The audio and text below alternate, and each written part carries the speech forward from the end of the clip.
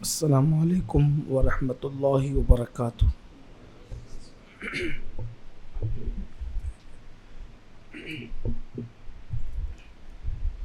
الحمد للہ رب العالمین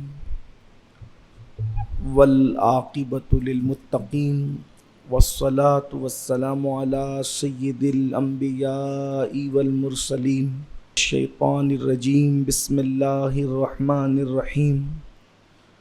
والذین آمنوا اشد حبا للہ کن یا معین الدین چشتی۔ نہایتی ادب اور احترام کے ساتھ غلامی کی نظر اپنے آقا کی بارگاہ میں میرے ساتھ پیش کریں۔ الصلاۃ والسلام علیک یا رسول اللہ، الصلاۃ والسلام علیک یا نبی اللہ، الصلاۃ والسلام علیک یا حبیب اللہ، وعلی آلک واصحابک یا نور اللہ، صلی اللہ تعالی علیہ وسلم۔ وہ دانائے سبل مولائے کل ختم الرسل جس نے غبار راہ کو بخشا فروغ وادی سینہ، نگاہ عشق و مستی میں وہی اول وہی آخر، وہی قرآن وہی فرقان وہی یاسین وہی طٰہٰ۔ انہیں جانا انہیں مانا نہ رکھا غیر سے کام، للہ الحمد میں دنیا سے مسلمان گیا۔ آخرت کی ساری نعمتیں صرف ایمان والوں کے لیے ہیں، دنیا کی ساری کامیابیاں صرف ایمان والوں کے لیے، یعنی دنیا میں بھی عیش و عشرت شان و شوکت ایمان کی بنیاد پر ہے، جیسا کہ قرآن کہتا ہے وَأَنْتُمُ الْأَعْلَوْنَ إِن كُنتُم مُؤْمِنِينَ، تم ہی سربلند رہو گے، تم ہی کامیاب رہو گے اگر تم مومن ہو۔ بلکہ اس سے پہلے اور بڑی بات کہی گئی کہ غم نہ کرو، مایوس نہ ہو، ولا تہینوا ولا تحزنوا، مایوس نہیں ہونا، غم نہیں کرنا۔ وَأَنْتُمُ الْأَعْلَوْنَ إِن كُنتُم مُؤْمِنِينَ، تم ہی سربلند اور تم ہی کامیاب ہو اگر تم مومن ہو۔ تو دنیا کی ساری سربلندیاں کامیابیاں مومنوں کے لیے، ایمان والوں کے لیے، اور آخرت والعاقبۃ للمتقین، اور آخرت تو متقین کے لیے، مومنین کے لیے ہے، کیونکہ جو مومنین ہے وہی متقین ہے، جو متقین ہے وہی مومنین ہے، کیونکہ قرآن کہتا ہے ھدی للمتقین یؤمنون بالغیب، متقی وہی ہے جو ایمان لاتے ہیں غیب پر، ویقیمون الصلاۃ، نماز قائم کرتے ہیں، اور آگے پھر اس کی تعریف بیان فرمائیں۔ تو اب پتہ چلا کہ ایمان شرط ہے دنیا میں خوش رہنے کے لیے اور آخرت میں خوش رہنے کے لیے۔ آج سب لوگ کہتے ہیں کہ ہم خوش نہیں ہیں، کبھی ہم خوش ہو بھی نہیں سکتے۔ کب تک خوش نہیں ہو سکتے؟ جب تک ہم مومن نہ بنے، ایمان والے نہ بنے، کیونکہ جو ایمان والا ہے وہ کبھی غمگین نہیں ہوگا۔ قرآن کہتا ہے الذین آمنوا وکانوا یتقون، جو مومنین اور متقین ہیں وہ غمگین نہیں ہوں گے۔ اس سے پہلے قرآن کہتا ہے لا خوف علیہم ولا هم یحزنون، ان کو کوئی خوف نہیں ہے، ان کو کوئی غم نہیں ہے۔ کن کو خوف اور غم نہیں ہے؟ تو قرآن کہتا ہے الذین آمنوا، جو ایمان لائے، وکانوا یتقون، اور جو پرہیزگار ہوئے۔ آج پوری دنیا میں انسان کہتا ہے کہ ہم خوش نہیں ہیں، اور خوش رہنے کے لیے کوئی پارکوں میں جا رہا ہے، خوش رہنے کے لیے کوئی مال جمع کر رہا ہے، خوش رہنے کے لیے کوئی اولاد پہ گھمنڈ کر رہا ہے، خوش رہنے کے لیے کوئی مکان بنا رہا ہے، مگر کوئی خوش نہیں ہے۔ یہ جتنے خوبصورت مکان میں رہنے والے لوگ ہیں وہ بھی خوش نہیں ہیں، جھوپڑوں میں رہنے والے وہ بھی خوش نہیں ہیں، اچھے کپڑے پہننے والے وہ بھی خوش نہیں ہیں، پیون والے کپڑے پہننے والے وہ بھی خوش نہیں ہیں، جن کے گھروں میں آج 4 ڈشیں پکی ہے وہ بھی خوش نہیں ہے، جن کے گھر میں کچھ نہیں پکا وہ بھی خوش نہیں ہے۔ نہ امیر خوش ہے نہ غریب خوش ہے، جا کر بیٹھو سب کے پاس۔ ہم تو پبلک لیول کے لوگ ہیں، ہمارے پاس ہر طبقے کے لوگ آتے ہیں، کیونکہ قرآن نے خوش رہنے کے لیے بتایا ایمان۔ اگر تم مومن ہو، زمین کے اوپر بھی خوش، زمین کے اندر بھی خوش۔ خوشی کا ایک ہی اصول ہے ایمان۔ میں نے قرآن پڑھا، قرآن میں کوئی بات غلط نہیں ہے، اس میں شک کی گنجائش نہیں ہے۔ اگر غم سے چھٹکارا پانا چاہتے ہو، ایمان والے بنو، یہاں بھی وہاں بھی خوشی خوشی ہے۔ اب آپ کہیں گے کہ ہم تو کلمہ پڑھتے ہیں، کیا ہم ایمان والے نہیں؟ دیکھیے، میں اور آپ فیصلہ نہیں کریں، نہ مجھے فیصلہ کرنے کا حق ہے نہ آپ۔ ہندوستان کی عدالت میں اگر کوئی مقدمہ سونپا جائے تو پھر کوئی بڑے سے بڑے سیاسی لیڈر کو بھی حق نہیں کہ فیصلہ وہ کرے۔ کیوں؟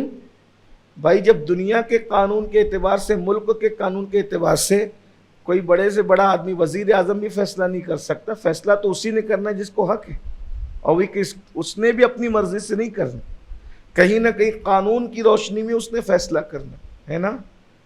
اب کیا ہم مومن ہیں؟ پہلی بات تو یہ یاد رکھیں، خوش رہنا ہے، ٹینشن فری رہنا ہے، عیش اور آرام کی زندگی پانا ہے تو آپ کو مومن بننا۔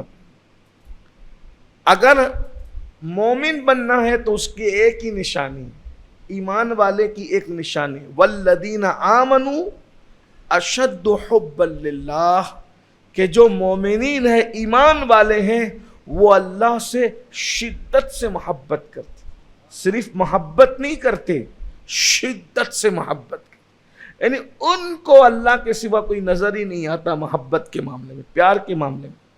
ان کے لیے کوئی کچھ نہیں، ان کے لیے کوئی مال نہیں، کوئی منال نہیں، کوئی مکان نہیں، کوئی دکان نہیں، وہ سب سے زیادہ اگر کسی سے محبت کرتے تو اپنے اللہ سے کرتے۔ اب گفتگو کا آخری حصہ، پہلا حصہ یہ خوش رہنا ہے، مومن بنو۔ مومن کون؟ جو اللہ سے شدت سے محبت۔ یہاں تو مومن کا مطلب کیا؟ ایمان والے کا مطلب کیا؟ سر پہ ٹوپیاں رکھی ہو، داڑیاں ہو، کرتے پاجامے ہو، جمعہ کی 2 رکعت ہو، نان ویج کھاتے ہو، گوشت ٹنڈا مچھلی کھاتے ہو، یہ ہم مومن ہیں۔ دیکھیے، میں ٹوپی کا منکر نہیں ہوں، لیکن ٹوپی دوسرے مذہب میں بھی پہنی جاتی ہے۔ میں نماز کا بھی منکر نہیں ہوں، دوسرے مذاہب میں بھی کسی نہ کسی اعتبار سے عبادت کا کانسیپٹ موجود ہے، لیکن بنیاد ہے اللہ سے شدت سے محبت۔ اب یہ شدت سے محبت کس کو کہتے ہیں؟ اس کو یوں سمجھیں، آپ کہتے ہیں نا مجھے شدت کی پیاس لگی ہے، آپ کبھی کبھی کہتے ہو مجھے شدت کی پیاس لگی، شدت کی پیاس لگی ہے۔ تو جب آپ کو شدت کی پیاس لگی ہو، شدت کی، تو ایک طرف بیوی ہو اور دوسری طرف پیاس ہو، توجہ کس کی طرف رہتی ہے؟ پیاس کی طرف۔ ایک طرف بچے ہو اور دوسری طرف شدت کی پیاس ہو تو توجہ کس کی طرف ہوتی ہے؟ پیاس کی طرف۔ حتیٰ کہ بڑی معذرت کے ساتھ اگر آپ کے پیر و مرشد بھی موجود ہو اور آپ کو شدت کی پیاس ہو تو آپ دیکھ رہے تھے مرشد کو اور توجہ ہوتی ہے پیاس کی طرف، نا، اسی کو شدت کہتے ہیں۔ اگر پانی کی طلب شدت سے ہو تو سب نظر آ کر بھی توجہ کسی کی طرف نہیں ہوتی، بلکہ تصور میں کون ہوتا ہے؟ بات سمجھ میں آتی ہے؟ اب جب پانی کی طلب شدت سے ہو تو سب نظر آ کر بھی نظر انداز ہے، اور جس کو خدا کی طلب شدت سے ہو، جس کو، اور مومن ہونے کے لیے کیا ہے؟ شدت سے خدا کو چاہنا۔ اس میں اشدو، صرف حب للہ نہیں فرمایا بلکہ اشدو فرمایا، شدت سے وہ اپنے اللہ سے محبت کرتے ہیں۔ اب آئیے اس آیت کے آئینے میں میں بھی اور آپ بھی اپنے آپ کو چیک کریں، کیا ہم وہی مومن ہیں جو حضور بنانے آئے تھے؟ کیا ہم وہی ایمان والے ہیں جیسا قرآن چاہتا ہے؟ اب دیکھیے، اب خود ہی چیک کرتے جائیے. میں معاذ اللہ آپ میں سے کسی کو کافر کہنے نہیں آیا، کیونکہ یہ کام مفتیوں کا ہے نا. میں صوفیاء کرام کا غلام ہوں، اور صوفیہ کا مسلک صرف اصلاح کرنا ہوتا ہے، فتویٰ دینا نہیں ہوتا، اس لیے میں کوئی فتویٰ نہیں دینے آیا. لیکن ایک چیک کیجئے، جب آپ خوش رہنا چاہتے ہو دنیا میں اور آخرت میں، اس کے لیے ایمان شرط. غم سے بچنا چاہتے ہو، ایمان شرط ہے. ایمان کے لیے اشداء حب، اللہ کی محبت.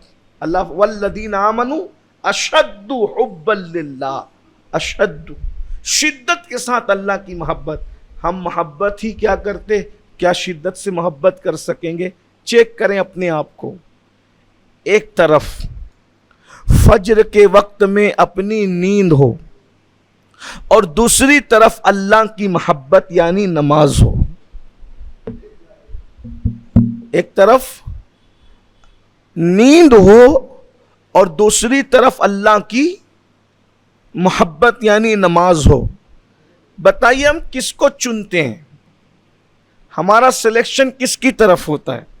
غور کیجیے، چیک کریں. ہم کہتے ہیں ہم خوش نہیں رہتے، اور خوش رہنے کے لیے پتہ نہیں آپ کیا کیا آپ جتن کرتے ہیں، اور ہم کبھی خوش رہ بھی نہیں سکتے. کبھی سوچا تھا کہ گھر بن جائے گا تو خوش رہیں گے، لیکن گھر میں جی نہیں لگتا، خوش نہیں ہے. لیکن نرم گدے آ جائیں گے تو آرام سے سوئیں گے. نرم گدوں پہ نیند نہیں آتی نیند کی گولیاں کھانے کے بعد. سوچا تھا شادی ہو جائے گی تو بیوی کے ساتھ مزے لیں گے، میاں بیوی بنتی ہی نہیں. کہا چلو بچے ہو جائیں گے تو کچھ راحت دیں گے. تو بچے بڑے چھوٹے تھے تو پرورش کا ٹینشن تھا، بڑے ہو گئے تو اب ان کی شادیوں کا ٹینشن ہے. شادی ہو گئی تو اب ان کے بچے نہیں ہوتے، ان کا ٹینشن ہے. یا چلے بچے بھی ان کو ہو گئے تب بچے ٹینشن دیتے ہیں، وہ دکھ ہیں. بلکہ جن کو نہیں ہے وہ اس دکھ میں کہ ہے کیوں نہیں، جن کو ہے وہ اتنا ستا رہے ہیں، وہ اس دکھ میں کہ ہے کیوں، تو خوش نہیں ہو. کیوں؟ کیونکہ قرآن نے کہا خوش رہنے کے لیے ایمان چاہیے، اور ایمان کے لیے شدت سے اللہ کی محبت چاہیے، جو ہمارے پاس ہے نہیں، کیونکہ ہم تو فیل ہو رہے ہیں. ایک طرف نیند ہے، ایک طرف اللہ کی محبت ہے. سچ کہنا کس کو چنتے ہو؟ بھائی ہم تو ٹرین سے بھی زیادہ اللہ سے پیار نہیں کر پا رہے. اگر میں غلط کہوں تو آپ مجھے ٹوکیں، میں آپ میں سے ہوں، میری اصلاح ہوگی. ہم جتنی محبت اور اہمیت ٹرین کو دیتے ہیں اتنا بھی اللہ سے پیار نہیں کرتے. اگر 5 بجے کی فجر ہے، ہم اللہ کے لیے نہیں اٹھ سکتے، لیکن اگر 5 بجے کی ٹرین ہے تو ہم 3:30 بجے برابر اٹھ جائیں. تو آپ ٹرین کے لیے اٹھے، اللہ کے لیے نہیں اٹھے، تو کون سے مومن ہیں؟ جس کو اس کی محبت الہ مسجد تک صبح کو نہیں پہنچا سکتی، وہ محبت آپ کو جنت تک کیسے پہنچائے؟ دیکھیے قیامت کے دن آپ کی اور میرے اصولوں کے مطابق فیصلے نہیں ہوں گے. قیامت کے دن تو اللہ کے اصول کے مطابق فیصلے. یہ جو کندھوں پہ بٹھا رکھا ہے نا، یہ کندھوں پہ بیٹھے ہوئے اللہ رب العزت کے مقرر کردہ فرشتے، جو کچھ کر رہے ہو سب لکھا جا رہا ہے. اپنی مرضی سے جو چاہو بن جاؤ جناب، لیکن اللہ کے یہاں مومن ہونے والوں کو نجات ملے گی. ارے جنہیں دنیا میں خوشی نہیں مل رہی ہے وہ آخرت میں کیا خوشی پائیں گے؟ جنہیں دنیا میں قرار نہیں ہے وہ آخرت میں کیا جنت پائیں گے؟ اور یہ ساری کامیابی کے لیے صرف مومن ہونا شرط. اپنے آپ میں چیک کرو، اپنے من میں ڈوب کر سوچو، کیا میں وہی مومن ہوں جو رسول اللہ بنانے آئے تھے، یا میں اپنے نفس کا پجاری ہوں؟ کوئی لات کو پوچھتا ہے، کوئی حبل کو پوچھتا ہے، کوئی درختوں کو پوچھتا ہے، کوئی دریا کو پوچھتا ہے. میں تو اپنے نفس کا پجاری ہوں، اپنے آپ کا پجاری ہوں. قرآن کہہ رہا ہے کہ تم نے اپنی نفسانی خواہشات کو اپنا خدا بنایا ہے. لوگوں کے مندر ہے، تمہارا مندر تو تمہارے من میں ہے. تم کون سے مندر سے آزاد ہو؟ بس وہ دکھنے والے خدا کو پوج رہے ہیں اور تم اپنی خواہشات کو پوج رہے. بلکہ قرآن کہتا ہے زمین کے اوپر سب سے زیادہ اگر کسی خدا کی عبادت ہوتی ہے جھوٹے خداؤں میں تو اس کو نفسانی خواہشات کہتے ہیں. یہ خواہش ہی تو ہے کہ جو آپ کو اور ہمیں فجر میں سلاتی ہے. اگر فجر میں خواہش نہیں سلا رہی ہے تو اپنی ہی مسجد کا حال دیکھ لو. دور مت جاؤ, یہ مسجد خان کا امدادیہ, جمعہ میں اتنے لوگ آئے, فجر میں اتنے لوگ کیوں نہیں تھے؟ پوچھو اپنے امام سے, کیا اتنے ہی لوگ فجر میں تھے؟ اتنے لوگ نہیں تھے فجر میں. ظہر میں جتنے ہوتے اتنے فجر میں نہیں ہوتے, اور جتنے جمعہ میں ہوتے اتنے ظہر میں نہیں ہوتے. تو پھر یہ پبلک آتی کہاں سے ہے؟ کیا جمعہ کے دن لوگ زمین کے اندر سے نکلتے ہیں یا آسمان سے برستے ہیں کہ مسجد میں نماز کے لیے جگہ نہیں رہتی؟ تو جن پہ جمعہ فرض ہے ان پہ کیا فجر فرض نہیں ہے؟ لیکن بس اتنی بات ہے کہ نفس سلا رہا تھا, اللہ کی محبت کو چھوڑا اور نفسانی خواہشات کو ترجیح دی. عشق کس سے ہوا؟ محبت کس سے ہوئی؟ اللہ سے یا نفس سے؟ ہم کہتے ہیں ہم خوش نہیں ہیں. خوش کیسے نہیں ہے؟ خوشی تمہاری کنیز ہے اگر تم مومن ہو, فتح و نصرت تمہاری کنیز ہے اگر تم مومن ہو. ایمان والے تو بنو. صحابہ کرام رضوان اللہ تعالی علیہ مجمعین. آج مسلمان مال کے لیے ترستا ہے, تڑپتا ہے. تمہیں خبر بھی ہے کہ جب صحابہ کرام کو اللہ کا دین عطا کیا گیا اور اس عطا کیے ہوئے دین پر صحابہ نے عمل کیا تو سیدنا فاروق اعظم کے دور میں وہ زمانہ بھی مسلمانوں نے دیکھا کہ یمن سے لے کے مدینہ منورہ تک ایک بندہ زکوٰۃ کی رقم لے کر کے چلتا ہے, لیکن یمن سے مدینہ شریف تک اس کو کوئی بھکاری, کوئی غریب, کوئی مفلس, کوئی نادار نظر نہیں آتا, کوئی زکوٰۃ کا مستحق نظر نہیں آتا جس کو زکوٰۃ دے سکے. ہم سمجھتے ہیں کہ دنیا طلب کریں گے تو خوشی ملے گی. نہیں, اللہ کو پالو سب مل جائے گا. کیا ہم مومن وہی ہیں؟ اللہ فرماتا ہے اشد حب للہ. مومن وہ ہیں جو اللہ سے شدت سے محبت کرتے ہیں. ایک طرف مال ہے, سمجھ لو سودا بیچنا ہے, اور دوسری طرف اللہ ہے. 200-250 روپے کی چپل بیچنے کے لیے, سبزی بیچنے کے لیے مسلمان اللہ کی جھوٹی قسم کھاتا ہے, جبکہ اللہ پاک فرماتا ہے میرے نام کی جھوٹی قسم نہ کھایا کرو. اللہ بہت ناراض ہوتا ہے اس کے نام کی جھوٹی قسم. بلکہ فرماتا ہے, قرآن میں فرماتا ہے کہ اللہ کے نام کو جھوٹی قسموں کا نشانہ مت بناؤ. بلکہ فقہا فرماتے ہیں کہ سچی بھی کھانا پڑے جب تک جان پر, عزت پر بن نہ آئے, جب تک ایمان پر بن نہ آئے, جب تک بہت شدت کے حالات نہ ہو, سچی قسم بھی مت کھایا کرو.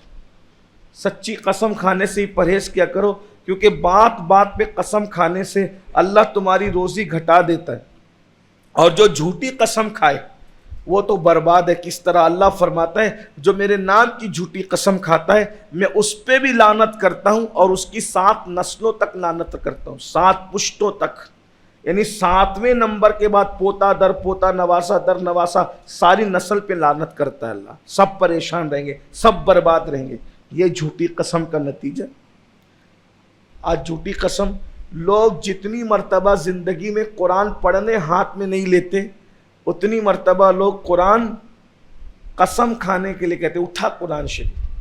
میاں بیوی کا جھگڑا ہے تو بولے اٹھا قرآن شریف. ماں باپ کے ساتھ جھگڑا تو بولے اٹھا قرآن شریف. کتنی بار قسم کے لیے قرآن اٹھایا اور کتنی بار پڑھنے کے لیے قرآن اٹھایا, کبھی غور کیا؟ تو ہم اللہ سے محبت نہیں کر پائیں جو محبت کرنا چاہیے. آپ کہیں گے کوئی تو مثال ہوگی اللہ سے محبت کی کہ اللہ سے محبت کیسے ہوتی, کیونکہ صرف بیماری کا رونا رونے سے کام تو نہیں چلتا. کوئی علاج بھی بتائے, طریقہ بھی بتائے کہ کوئی ایسا پیٹرن موجود ہے, کوئی ایسی مثال موجود ہے کہ ہاں واقعی اللہ سے اس طرح محبت کی جاتی ہے, اللہ سے اس طرح پیار کیا جاتا ہے. تو میری نظر میں صحابہ کی زندگی اور صحابہ کی زندگی کے بہت سے واقعات ہیں, اور بہت سے واقعات آپ کن کن کو بیان کیجئے گا اللہ کی محبت کے حوالے سے, کن کن کو بیان کیجئے گا. میں ایک روایت پڑھتا ہوں, شاید کہیں پڑھا ہوں گا لیکن آپ کے سامنے پڑھتا ہوں. تھوڑا غور کرنا کہ محبت خدا, اور ایک بات یہ بھی یاد رکھیں, وضاحت کر دوں کہ اللہ اور اس کے رسول کی محبت الگ الگ نہیں ہے، یہ دو ذات الگ ہے. یہ دو ذات، اللہ کی ذات الگ ہے اور رسول کی ذات الگ ہے. یہ حضور خدا نہیں ہے مگر خدا سے جدا نہیں ہے. تو حضور کی محبت اللہ ہی کی محبت ہے، اور اللہ کی محبت حضور علیہ الصلوۃ و تسلیم کے کہنے سے ہم کرتے ہیں، کیونکہ اللہ کا پتہ انہوں نے بتایا. تو تفریق نہیں ہے. ذات خدا ہے، ذات مصطفیٰ ذات مصطفیٰ ہے، لیکن ان میں تفریق نہیں ہے. اللہ کو ماننا حضور علیہ السلام کے کہے سے یہ حضور ہی کو ماننا ہے، اور حضور کو ماننا اللہ کو ماننا ہے نا، کیونکہ اللہ کا پتہ حضور نے بتایا. تو اب آئیے دیکھیے، ہم نیند نہیں چھوڑتے. رمضان شریف میں ہم روزہ تو کچھ لوگ رکھ لیتے ہیں مگر اس میں گناہ نہیں چھوڑتے. اسی طریقے سے اور بھی چیزیں. لیکن صحابہ کرام نے کس طرح سے زندگی گزاری اور اللہ کے لیے کس کس کو چھوڑا، کس شان سے چھوڑا. کبھی کبھی میں سوچتا ہوں کہ جس طرح کی تکلیفیں اصحاب رسول کو دی گئی، اگر اس کا 1% بھی آج کے مسلمان کو دی جاتی تو شاید معاذ اللہ استغفر اللہ یہ سب مذہب چھوڑ کے بھاگ جاتے. صحیح کہہ رہا ہوں. اتنی راحتوں میں یہ اللہ کی عبادت نہیں کرتے، مصیبتوں میں کیا کرتے. بھائی آج جو عبادت کرتا ہے اس کو کوئی ذلیل نہیں کرتا، اس کو لوگ عزت دیتے ہیں. یعنی دین پہ عمل کرنے سے آج عزت مل رہی ہے تو یہ حال ہے ہمارا. اگر دین پر عمل کرنے سے ذلت ملتی، مارا جاتا، پیٹا جاتا، ستایا جاتا، قتل کیا جاتا، تو ہم کیا کرتے؟ دین سے کیا تعلق رہ جاتا؟ لیکن وہ صحابہ تھے، ان لوگوں نے اللہ کی محبت میں کس شان سے زندگی گزاری. مجھے روایات میں سے ایک واقعہ یاد آتا ہے جو ہمارے نوجوانوں کے لیے بہت رہنما اصول ثابت ہوگا. غور سے سننا، بہت نکات اس میں سے آپ کو ملیں گے. اور اتفاق سے مجھے ایک نوجوان صحابی ہی یاد آ رہے ہیں. وہ نوجوان صحابی کو روایات کی دنیا میں عبداللہ کے نام سے جانا جاتا ہے. عبداللہ نام کا ایک جوان ہے، ابتدائی جوانی ہے، اور شروعاتی جوانی میں چونکہ وہ نوجوان رہتا ہے مدینہ منورہ سے دور ایک دیہات میں، ایک چھوٹے سے دیہات اور قصبے میں وہ جوان رہتا ہے، اور اس کا نام عبداللہ ہے. بڑے کٹر کافر گھرانے میں وہ نوجوان پیدا ہوا، اور خدا کا کرنا یہ کہ کسی کام سے وہ مدینہ منورہ آیا. مدینہ منورہ آنا تھا کہ اس جوان کی نظر مصطفیٰ جان رحمت کے چہرے پر پڑی. حضور اکرم صلی اللہ علیہ وآلہ وسلم کے رخ والضحیٰ پر اس کی نظر کیا پڑی، اس کے دل نے کہا کہ کیا کائنات میں کوئی اتنا خوبصورت بھی ہو سکتا ہے. اس لیے کہ حضور سے بڑا خوبصورت اللہ نے کائنات میں کسی کو بنایا ہی نہیں. ان سے زیادہ خوبصورت اور حسین بھی کوئی ہو سکتا ہے، حسن والا بھی کوئی ہو سکتا ہے. اس نے حضور کو دیکھا اور جیسے ہی دیکھا اپنا دل ہار گیا، اور کسی سے پوچھا یہ کون ہے؟ تو لوگوں نے کہا یہ آمنہ کے لال عبداللہ کا جگر محمد الرسول اللہ ہیں، یہ اللہ کے رسول ہیں.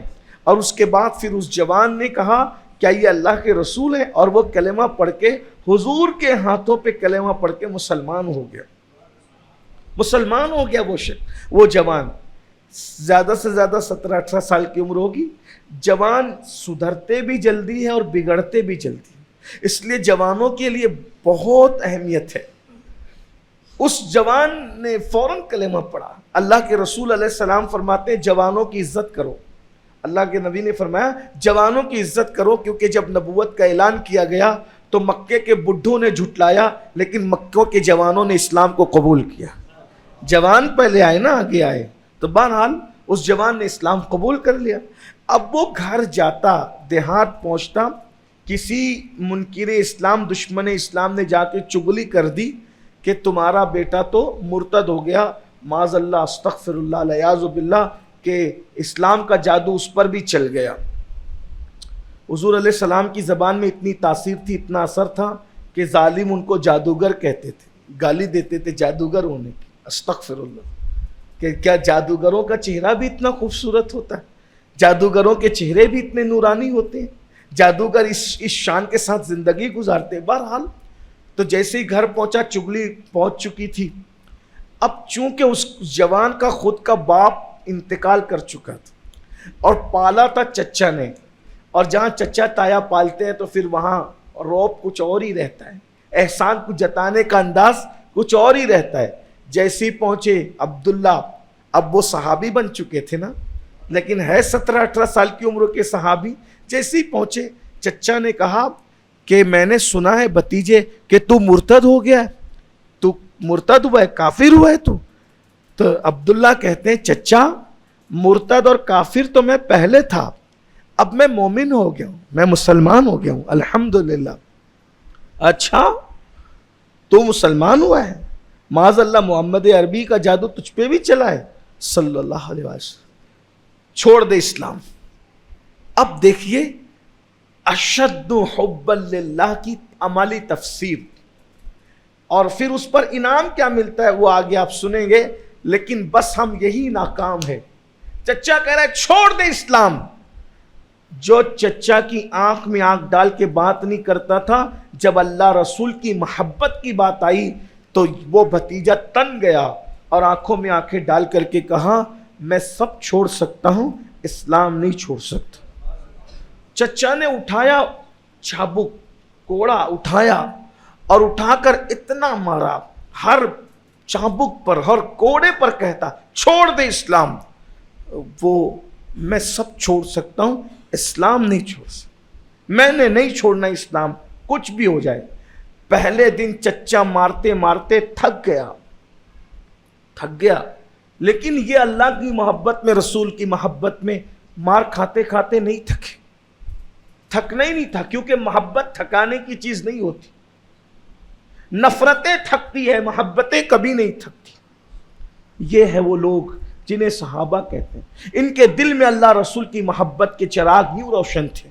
بھائی آج ہمیں اسلام چھڑانے سے کون کہتا ہے؟ معاذ اللہ ہم نے تو استغفر اللہ الیاذ باللہ، ہماری زندگی کا حال یہ کہ دیکھ کر ایسا لگتا ہے کہ ہمارا اسلام سے تعلق کیا ہے۔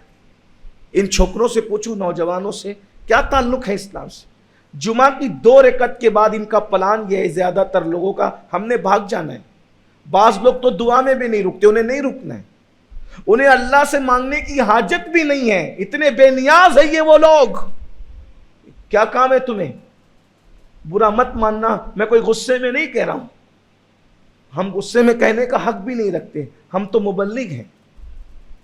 جب انبیاء کو غصے میں کہنے سے منع کیا گیا تو ہم کو، لیکن یہ تقریر کا ایک لہجہ ہے جو محبت کے جذبات ہیں۔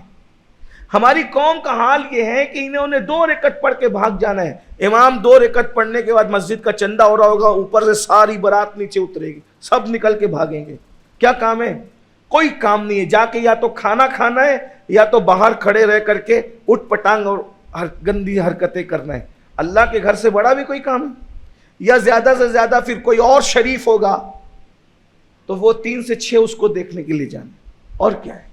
جمعہ کے دن سید الایام، جمعۃ المبارکہ، ارے کہاں وہ جوان چچا مار مار کے تھک رہا ہے، چھوڑ دے اسلام۔ ہمارا کیا تعلق ہے اسلام سے؟ ہمارے بچوں سے پوچھو رات کیسے گزار کر آئے ہو، کیا کیا دیکھتے ہو اپنے موبائلوں کے اندر، کون کون سی فلمیں دیکھتے ہو، کیسی گندی گندی پکچریں دیکھتے ہو، اور وہ بھی جوان ہے 17-18 سال کا، تم بھی 17-18 سال، 20-22 سال، 25 سال کے جوان ہو۔ پہلی بات تو آنا اتنی دیر سے ہے، ابھی تو پہلی اذان ہوئی، دوسری ہوگی تو نواب لوگ گائیں گے۔ کیوں اللہ کو محتاج سمجھا ہے معاذ اللہ؟ کس نے کہا دوسری اذانوں پر مسجد میں آنا چاہیے؟ جمعہ کی پہلی اذان کے لیے قرآن کا حکم ہے، یا ایھا الذین آمنوا اذا نودی للصلاۃ من یوم الجمعہ، اے ایمان والو تمہارے کانوں سے جب جمعہ کی اذان کی آواز ٹکرا جائے، اللہ فرماتا ہے سارے کام چھوڑ دو، سب کام چھوڑ دو، سب کام چھوڑ چھاڑ کر کھانا پینا کاروبار سب بند کرو۔ جمعہ کی خصوصیت ہے اذان سنو تو پھر کوئی مسلمان نہ گھر میں رہے، نہ دکان میں رہے، نہ مکان میں رہے، نہ دسترخوان پر ہے، سب چھوڑ کر مسجد آؤ۔ قرآن کہہ رہے ہیں اذا نودی للصلاۃ من یوم الجمعہ فاسعوا الی ذکر اللہ وذروا البیع، دوڑو اللہ کے ذکر کی طرف۔ نہیں امام صاحب تو لمبا بیان کرتے ہیں نا، جائیں گے ہم، ابھی خطبہ ہو رہا ہوگا، یہ وضو کر رہا ہو، یہ ہمارا جوان ہے، 14 وہ رکعتیں وہ نہیں پڑھ سکتا جمعہ کے دن، سید الایام میں نہیں پڑھ سکتا، 2 رکعت پڑھ کے چلے جانا، دعا نہیں کرنا، جبکہ جمعہ کے لیے فرمایا نماز جمعہ کے بعد تو جو مانگتا ہے اللہ تجھے عطا کرتا ہے۔ فرشتوں سے کہتا ہے فرشتوں مجھے میری عزت کی قسم ہے جتنے جمعہ میں حاضر تھے جس نے جو مانگا ہے میں سب کو عطا کر دوں۔ فرمایا ان کے گھر لوٹنے سے پہلے پہلے ان کے گناہوں کی مغفرت کر دی جائے، انہیں بخش دیا جائے اس سے پہلے کہ وہ اپنے گھروں کو لوٹے۔ اور سب سے مانگنے والوں رب سے مانگنے کی عادت بناؤ، جب تک تم رب سے مانگتے رہے تمہیں کسی سے مانگنے کی حاجت نہ پڑی، جب سے تم نے رب کی بارگاہ میں مانگنا چھوڑ دیا ہے تم در در کے بھکاری ہو گئے ہو، قدرت سے نہیں مانگتے۔ اور اللہ فرماتا ہے حدیث پاک کا مفہوم ہے جب تم نماز پڑھ کے دعا نہیں کرتے اور مسجد سے باہر نکلتے ہو، یہاں تک کہا اللہ اکبر، کیا میرا اللہ ہے، کیا اس کی شان ہے، اس کی محبتوں کا احساس تو کبھی کرو۔ جب بندہ نماز پڑھتا ہے رحمت خدا منتظر ہوتی ہے، مانگ کیا مانگے، رحمت خدا کو انتظار ہے، مانگ کیا مانگے گا، وہ نہیں مانگتا تو رحمت خدا اس کے پیچھے لگتی ہے، اور جب وہ اٹھتا ہے تو کہتے مانگ کیا مانگتا ہے تاکہ تجھے عطا کریں۔ جب وہ مسجد کے دروازے سے یا باہر نکل کے چلا جاتا ہے تو پھر خدا کی غیرت کہتی ہے جب تجھے ہمیں مانگنے سے شرم آتی ہے تو پھر ہمیں بھی تجھے عطا کرنے کی حیا آتی ہے، جا ہم تجھے نہیں دیتے۔ پھر بنا دیا بھکاری، پوری قوم بھکاری بنی، پوری قوم بھکاری بنی ہے۔ جو جس لیول کا آدمی ہے وہ اس قوم کا بھکاری، وہ اس لیول کا بھکاری۔ جو چھوٹے موٹے کاروباری ہے وہ چھوٹے بھکاری ہیں، بڑے ہیں کوئی بینک سے قرضہ لے رہا ہے، کوئی کدھر سے قرضہ لے رہا ہے، کوئی سود پہ قرضہ۔ 60% شہر تو سود میں ڈوب گیا ہے،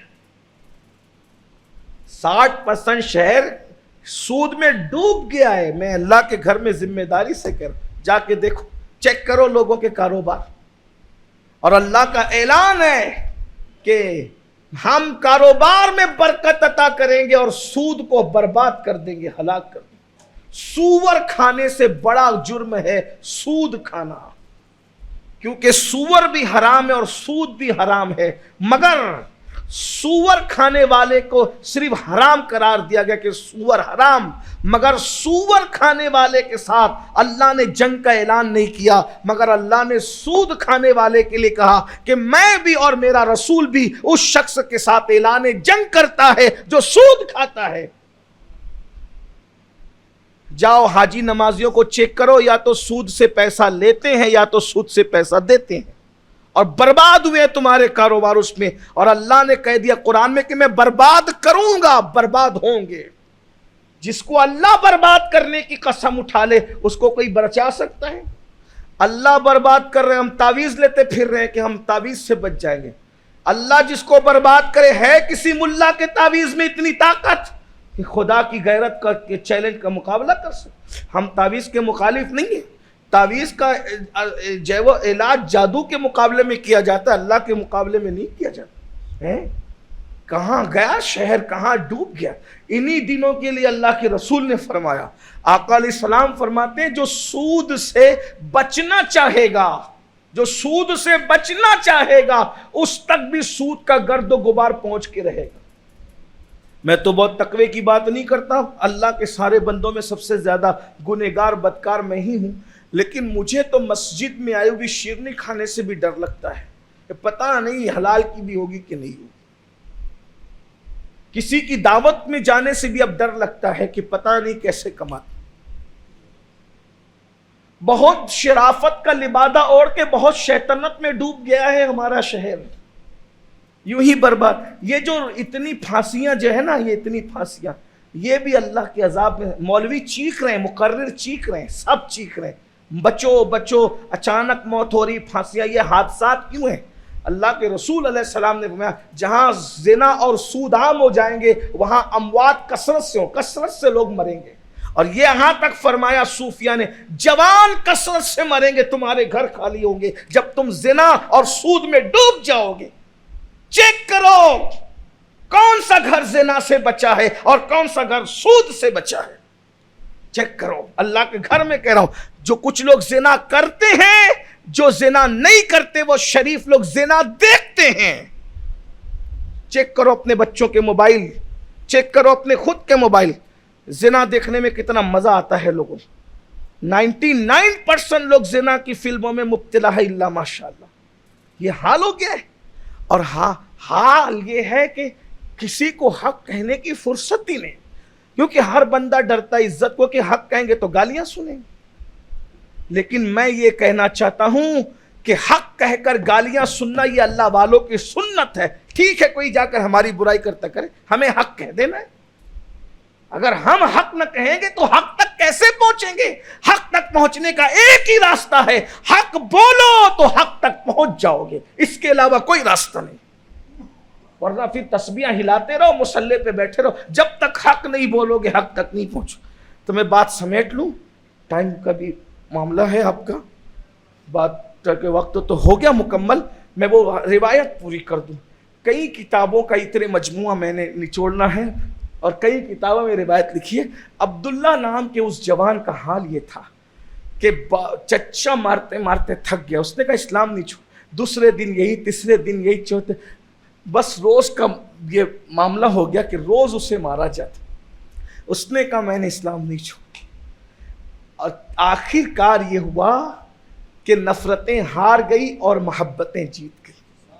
اللہ رسول کی محبت جو عبداللہ کے دل میں تھی جیت گئی، اور لیکن عبداللہ کو روز رات کو بے چینی ہوتی، ایک ہی جھلک دیکھا ہے محبوب کی، پھر ایک بار نصیب ہو جائے ان کی زیارت، تو ماں کے پاس آ کے صبح کو بیٹھتے کہتے ہیں امی حضور کو دیکھنے جانا ہے، حضور کی زیارت۔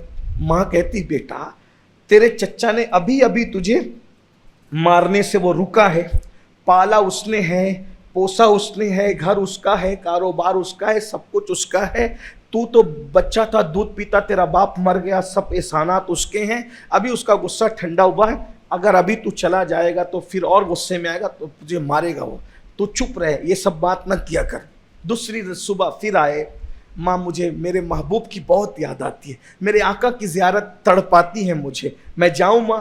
روز روز ماں تسلی دیتی، ماں ہوتی، ماں مومن ہو کافر ہو کوئی ہو، ماں ہوتی ہے، ماں کی اپنی ممتا ہوتی، ماں سمجھاتی رہی سے۔ ایک دن ماں نے سوچا یہ روز آتا ہے، عشق کا مارا کشتہ عشق رسول روز آتا ہے، مجھ سے کہتا ہے میں کتنا سمجھاؤں، آج میں اس کو کہہ دوں گی کہ جا، ٹھیک ہے جا، لیکن شرط بھی لگا دوں گی، وہ جانے اس کا چچا جانے۔ آئے عبداللہ امی میں جاؤں میرے آقا سے ملاقات کے لیے، جا سکتا ہوں؟ ماں نے کہا ٹھیک ہے جا، ایک شرط ہے، تیرا چچا ذمہ دار ہے، چچا سے پوچھ، اگر وہ اجازت دے تو جا، ورنہ تو جان تیرا چچا جان۔ یہ گئے، ہمت، عشق والوں میں جرأت ہوتی۔ آج ہمارے یہاں جو نامردی ہے نا، بس عشق نہیں ہے، اللہ رسول کا جو عشق ہونا چاہیے۔ اقبال نے کہا تھا بجھی عشق کی آگ اندھیر ہے، مسلمان نہیں راکھ کا ڈھیر ہے۔ خاک ہو گئے، راکھ ہو گئے ہم، کوئی اوقات اور حیثیت نہیں۔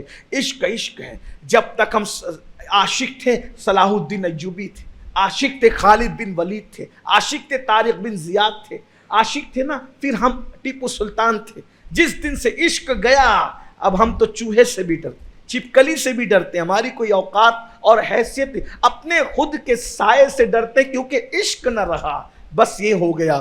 اس نوجوان نے اپنے چچا سے کہا، عبداللہ نے، چچا میرے آقا کی بہت یاد آتی ہے، میں ان کی زیارت کے لیے جانا چاہتا ہوں، اجازت ہے؟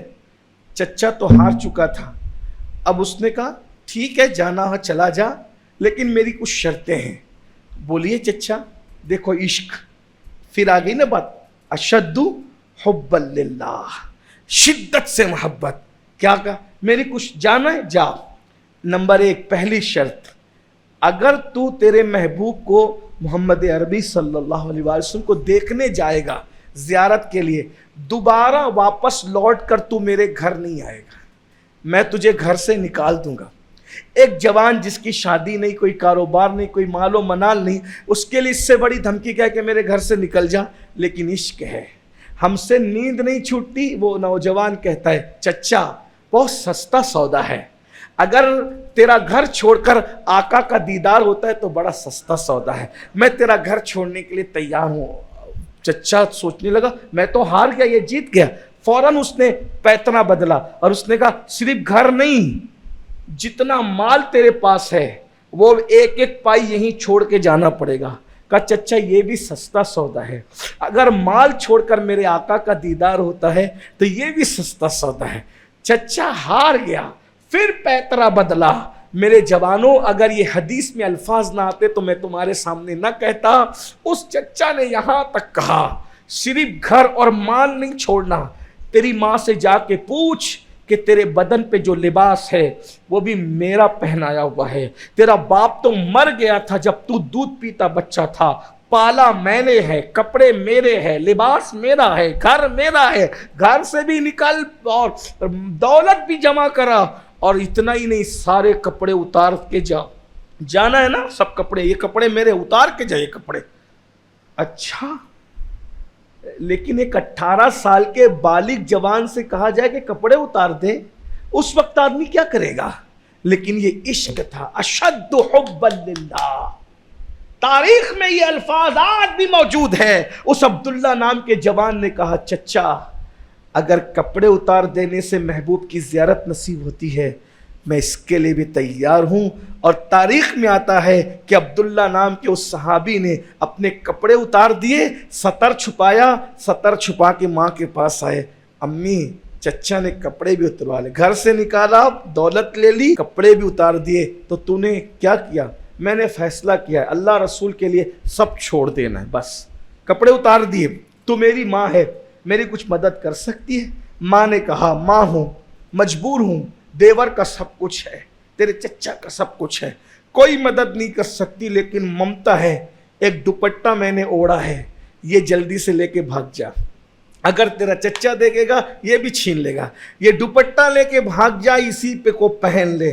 عبداللہ نے دوپٹے کے 2 ٹکڑے کیے، ایک کو نیچے باندھا، ایک کو اوپر ڈالا، تب سے عبداللہ کا نام پڑ گیا عبداللہ ذوالبجادین، عبداللہ 2 چادر کے ٹکڑوں والا۔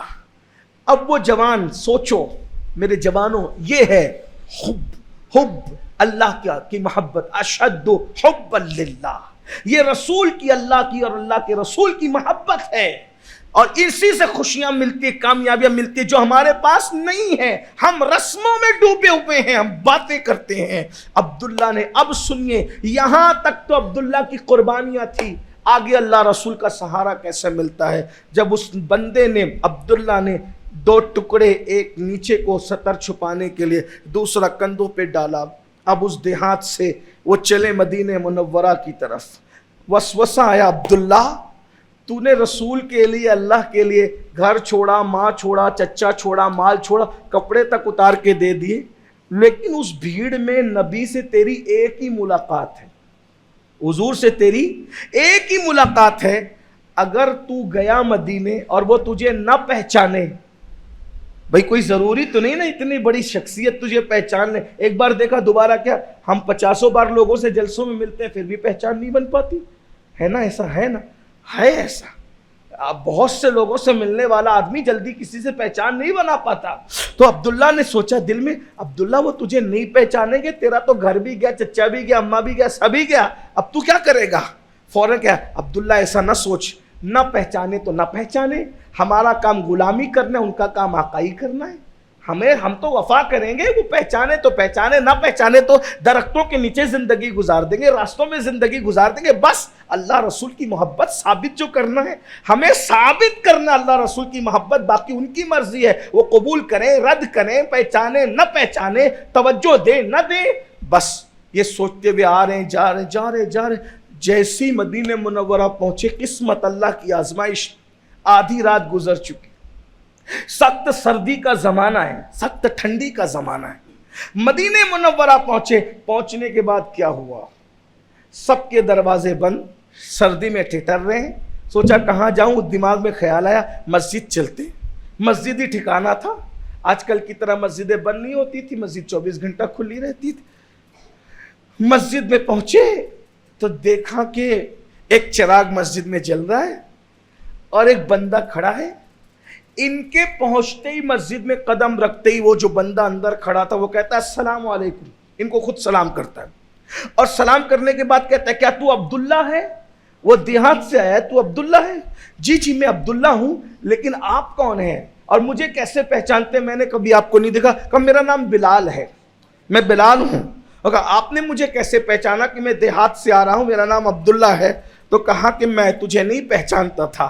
آج جب اللہ کے رسول عشق کی نماز پڑھا کر اپنے گھر جانے لگے تو مجھے بلا کر کہا بلال، آدھی رات کے بعد ایک جوان میرا عاشق اپنا گھر بار چھوڑ کر، اپنی ماں چھوڑ کر، اپنا چچا چھوڑ کر، حتیٰ کہ اپنے کپڑے بھی اتار کر اللہ رسول کی محبت میں یہ قربانی دے کر وہ 2 دوپٹے کے ٹکڑے اوڑھ کر کے آئے گا اور اس سے مدینے کی سردی برداشت نہیں ہوگی. یہ میرا کمبل اس کو اڑا دینا، یہ میرا کمبل اس کو اڑا دینا. عبداللہ رو پڑے. عبداللہ تو یہ سوچ رہا تھا، تو یہ سوچا وہ پہچانیں گے کہ نہیں پہچانیں گے؟ ارے وہ تو تیرے پہنچنے سے پہلے تیری سردی کا انتظام کر گئے. اب عبداللہ کہتے ہیں، عبداللہ خود اپنی آپ بیتی بیان کرتے ہیں، وہ کہتے ہیں کہ میں کمبل حضور کا اوڑھا، ہائے ہائے حضور کا کمبل اوڑھا. سبحان اللہ، یہ ہے اللہ رسول کی محبت کا انعام. ارے جو دھوکے بازوں سے دل لگانے والوں، دھوکہ دینے والوں سے دل لگانے والوں، مکار اور فریب کاروں سے دل لگانے والوں، دل ہی لگانا ہے تو اللہ اس کے رسول سے لگاؤ. والذین آمنوا اشد حبا للہ، اللہ رسول سے سچی محبت کرو. کہتے ہیں میں نے حضور کا کمبل اوڑھا. المختصر، یہ لمبی داستان ہے، بس اختصار کے ساتھ پوری کر دوں کہ فجر کی نماز کا انتظار تھا. بلال نے اذان پڑھی، سب مسجد میں آئے، وہ نہ آئے. اخیر میں جب بلال نے اقامت کہی تو آمنہ کا لال اللہ اکبر پھر اپنے پورے حسن و جمال کے ساتھ اپنے حجرے سے نکلا. میرے دل کی دھڑکنیں تیز ہو گئی کہ میں حضور کو کیسے تعارف کراؤں گا کہ جس کے لیے کمبل کا انتظام کیا، جس آپ کو پتہ ہے کہ چچا چھوڑا، ماں چھوڑا، مال چھوڑا، کپڑے چھوڑا، وہ عبداللہ میں ہی حضور، میں ہی ہوں. میں کیسے تعارف کراؤں گا، کیسے بات شروع کروں گا؟ لیکن جب نماز پوری ہوئی تو نماز کے بعد حضور کی عادت تھی صحابہ کی طرف رک کر کے بیٹھ جاتے تھے. حضور بیٹھ گئے، سب پہ نظر ڈالی. عبداللہ کمبل اوڑھ کر کے حضور کو تک رہے تھے. سرکار نے کسی اور کو طرف توجہ نہ کی بلکہ ان سے کہا عبداللہ کیسے ہو، عبداللہ اچھے ہو؟ اب کہتے ہیں کہ میں حضور سے کہنا چاہتا تھا کہ میں تو ماں بھی چھوڑ چکا، چچا بھی چھوڑ چکا، گھر بھی، اب میرا کون ہے؟ مگر اس سے پہلے حضور نے مجھ سے کہا تو پریشان نہیں ہونا، یہ یہی تیرا خاندان، یہ صحابہ ہی تیرا خاندان ہے، یہ مسجد ہی تیرے لیے ہے، یہ تیرا گھر ہے، سب کچھ تجھے یہی ملے گا، تجھے کہیں جانے کی ضرورت نہیں. اور صحابہ کو کہا کہ اس کا خیال کرنا. پھر عبداللہ کے وہ ٹھاٹ تھے، ہر صحابی عزت کرتا، پیار کرتا تھا. بس انعام دیکھو کیا ملتا ہے اللہ کے لیے قربانی دینے والوں کو، اللہ سے محبت کرنے والوں کو، رسول سے محبت کرنے والوں کو. کوئی ڈانٹ بھی نہیں سکتا تھا کسی لغزش پر.